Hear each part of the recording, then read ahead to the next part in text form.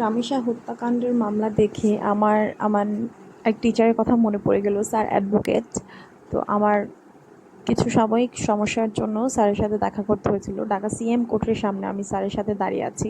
তো স্যার আমাকে বলছেন যে আচ্ছা তুমি এখন চলে যাও, আমার একটা ধর্ষণ মামলা আছে, সেটা আজকে আসামির জামিনের জন্য আমি লড়বো। তা আমি বললাম স্যার আপনি বাদী নাকি বিবাদী? স্যার বললো আমি বিবাদী। আমি স্যার আপনি আসামি পক্ষে লড়বেন? বলে হ্যাঁ, যে আসামি আসলে তখন মানসিক অবস্থাটা ভালো ছিল না, তখন ওই 9 বছরের একটা বাচ্চাকে ধর্ষণ করে মেরে ফেলছে। আমার পায়ের নিচ থেকে মাটি সরে গেছে। মানে স্যার বলে কি, স্যার আসামির পক্ষে লড়বে আর এমন একটা মানুষের পক্ষে লড়বে যে কিনা একটা 9 বছরের বাচ্চাকে ধর্ষণ করে মেরে ফেলছে, স্যারের যেখানে নিজের একটা 6 বছরের মেয়ে আছে। মানে আমার মাথাটা একদম নষ্ট হয়ে গেছে। স্যারের উপরে এমন রাগ উঠছে, আমার এত ঘৃণা লাগতেছিল আমার স্যারকে দেখে। আমি বলছি স্যার আপনি কি মানুষ আদৌ? বলে যে দেখো লাবণী, জীবনে মাঝে মধ্যে অনেক কিছু দরকার পড়ে। তখন ওই ছেলেটা শুধু ওই 9 বছরের বাচ্চাটাকেই সামনে দেখছে, যার জন্য ওর ওই বাচ্চার উপরেই লোভ পড়ছে। এর জন্য ও নাকি বাচ্চাটাকে ধর্ষণ করে মেরে ফেলছে। মানে আমার এতটা রাগ লাগছে, এতটা জিদ লাগছে, আমি স্যারের কাছে তারপর থেকে যাইনি। আমি লয়ার চেঞ্জ করে ফেলছি শুধুমাত্র স্যারের এই কথাগুলোর জন্য।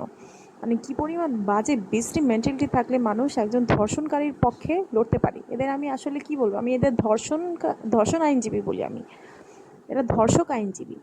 মানে নাহলে একটা কোনো সুস্থ মস্তিষ্কের মানুষ শুধুমাত্র টাকার জন্য এভাবে লড়তে পারে না। আবার সে আমার বলতেছে দেখো লাবণী, জীবন বেঁচে থাকার জন্য অনেক টাকা লাগে। তাই বলে আপনি একজন ধর্ষক আসামির মামলা লড়ে টাকা নিবেন? টাকা বাই হালাল পথে ইনকাম করেন, টাকা ইনকাম করবে সে। মানে এই ধরনের আইনজীবীরা এই মামলাগুলো লড়ে এই জন্যই যে তারা অনেক বেশি টাকা পাবে, আর ধর্ষক আইনজীবীটার পরিবারের থেকে অনেক বেশি টাকা পায়, আর এদের পরিবার তাদের সন্তানদের ছাড়িয়ে নেওয়ার জন্য অনেক বেশি টাকা দেয়। শুধুমাত্র মানে নিজের সন্তানদের কথা কোনোদিন ভাবে না। এরা ভাবে না যে আমারও সন্তান আছে, এদের উপর যদি এই নৌবাতটা কোনোদিন এসে পড়ে, এটা চিন্তাই করে না আল্লাহ যে এদের কী পরিমাণ শাস্তি দিবে।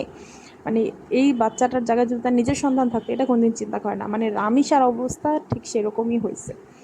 এই বান্দার এতদিন ডলারের কথা আসে না, আজকে 3-4 সপ্তাহ পর হঠাৎ করে তার ডলারের কথা মাথায় আসছে।